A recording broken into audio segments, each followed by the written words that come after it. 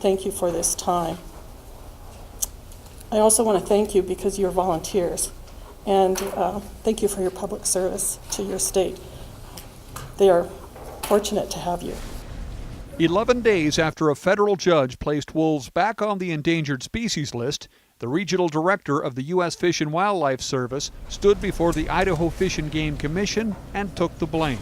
The federal rule failed, and my emphasis is that Idaho didn't fail its constituents nor the requirements of the Endangered Species Act. Wolves, she said, are recovered in Idaho and should be seen as an Endangered Species Act success story, a story that instead is now marred. You have many questions and many issues involving wolves. And the biggest one is where are we going to go from here? And I just want to emphasize as we discuss that your actions succeeded. And wolves were delisted because they were recovered here. The Endangered Species Act would have mandated the recovery here, but the steps that Idaho took sped up the possibility of state management. You were rewarded for getting that job done, and now we are having to withhold that reward. The service, she says, will act quickly on Fish and Game's request under the 10J rule to reduce wolf populations in the Lolo elk zone and possibly other zones to reduce impacts on elk. We're standing ready to receive Idaho's proposal to control wolves in portions of the experimental population that are experiencing a high level of wolf-caused ungulate mortality. And I believe that's under public comment now in the state or nearby. And then once we receive it, we'll turn it around in no more than 60 days. We anticipate approval of the opportunity or advancing this 10J rule. But that depends on the rule, so I don't want to prejudge that. Thorson said if her agency were to assume the lead role in wolf management, Idaho's elk populations could be further impacted. If the Fish and Wildlife Service were managing for this resident species, we would not be managing for its impacts on ungulate populations. That is a state issue. So I'm hopeful that the state will continue, as I say, its successes and its momentum to address these wolf management in the state. When Thorson finished, the commission considered three options: ending state wolf management, continuing in a lead role, or keeping a limited role under federal supervision. The way I look at it, you're kind of caught in a quagmire. And from my perspective, I guess the only way to try to get out of a quagmire is continue to fight. And if you aren't in the game, you don't have a place at the table.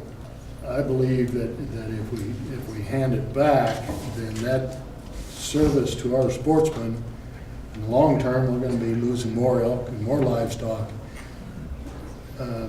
because of lack of interest in some cases.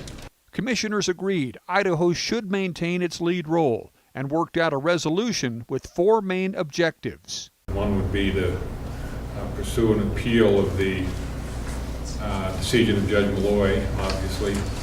And number two, I think we should join in and support our governor and congressional delegation in pursuing congressional action to remedy the situation.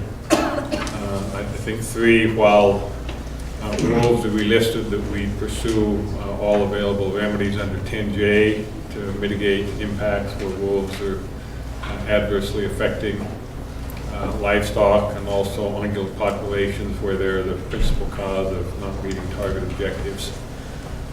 I think four, that we ought to seek to be the lead management agency conditionally.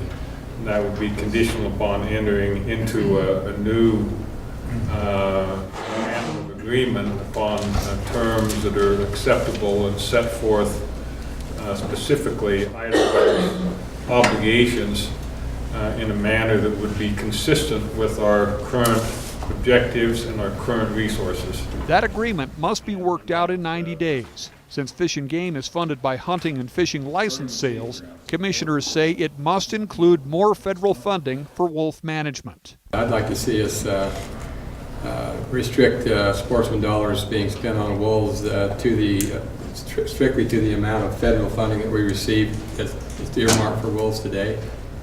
That takes care of the issue we've got with our conservation officers, because they receive no federal funding.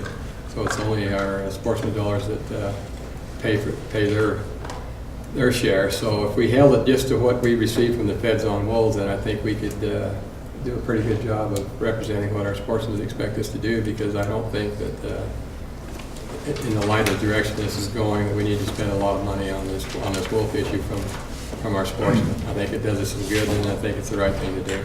The commission adopted the new resolution unanimously. All those in favor of the motion signify by saying aye. Aye. And I vote aye, opposed no. Motion carries.